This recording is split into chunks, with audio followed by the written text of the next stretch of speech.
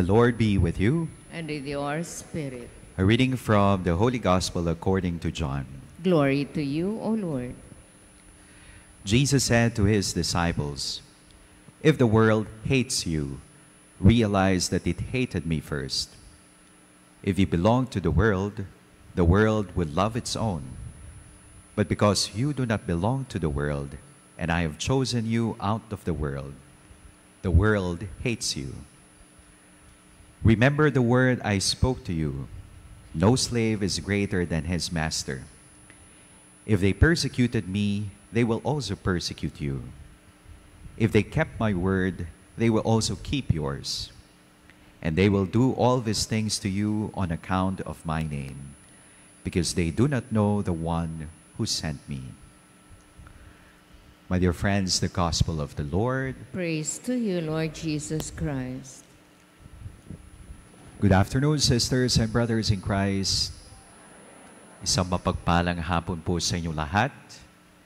We would like to acknowledge in a very special way the students from St. Louis Review Center.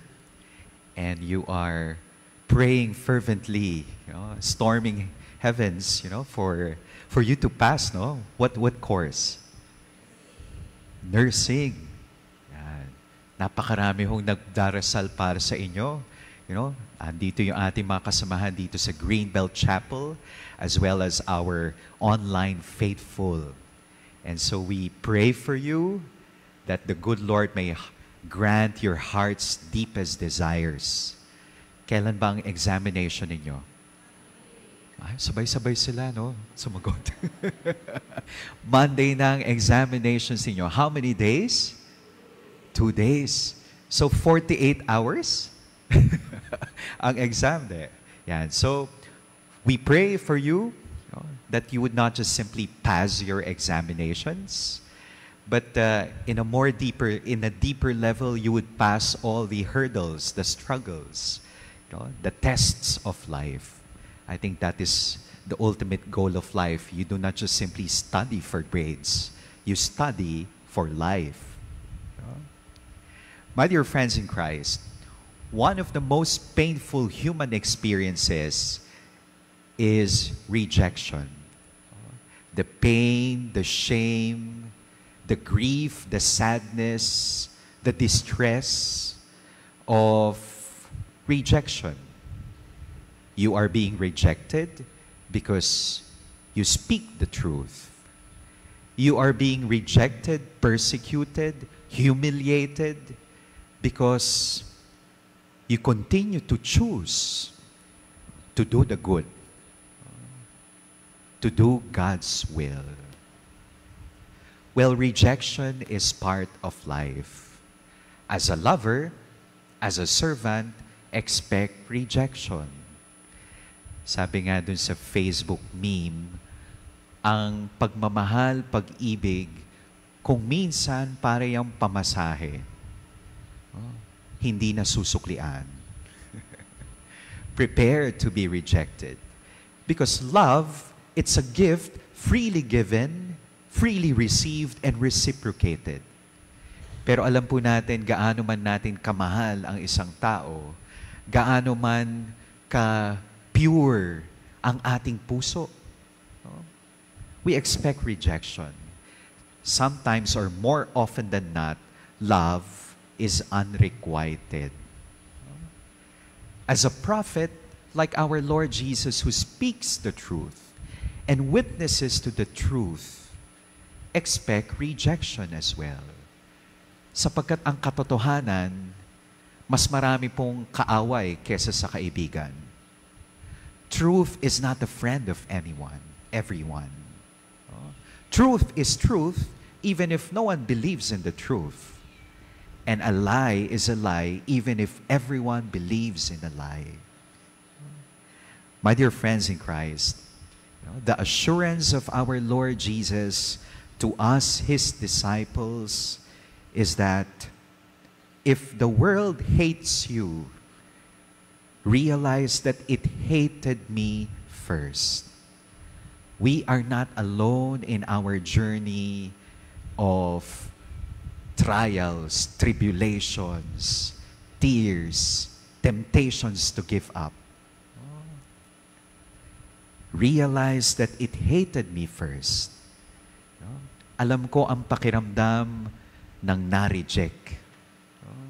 Alam ko ang pakiramdam na inuusig ng tao sapagkat ikaw ay nagsasabi ng katotohanan. Sa Pilipino, di ba, meron tayong kasabihan, ang punong hitik sa bunga, karaniwang binabato.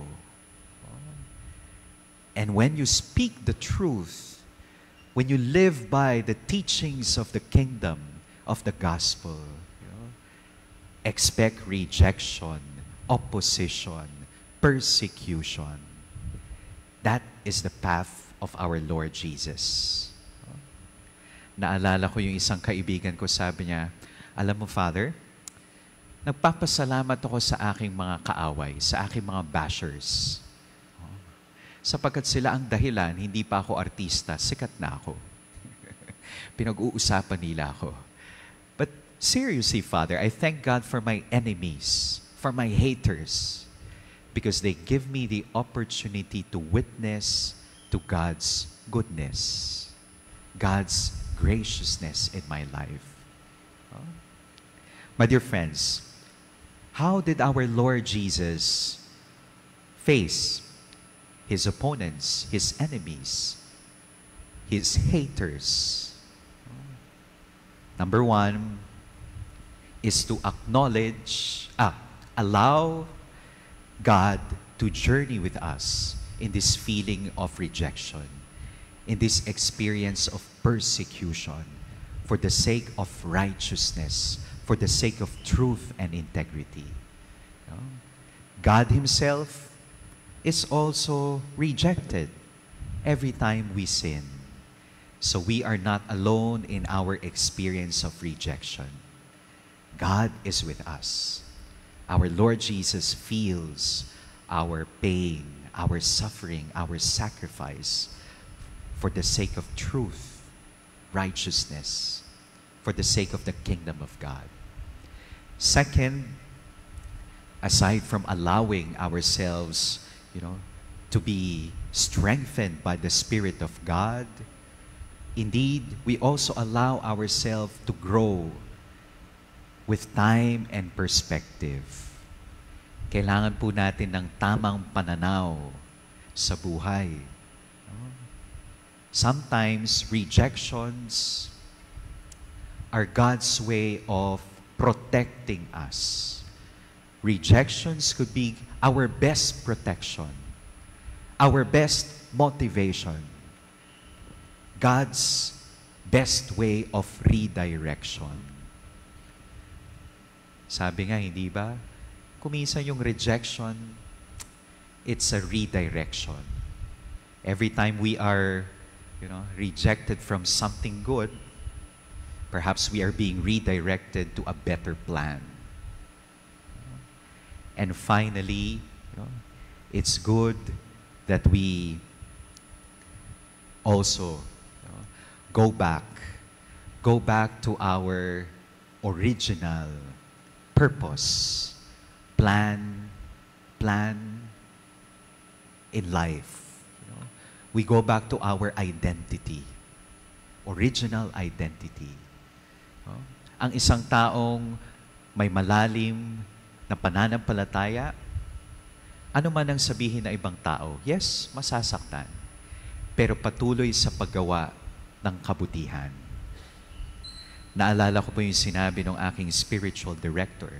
Sabi niya, Paulo, kung ikaw ay nakakaranas ng mga pagsubok sa buhay, always go back to your bag, B-A-G. Blessings, big or small, achievements or accomplishments, big or small. and goals, big or small. Amen.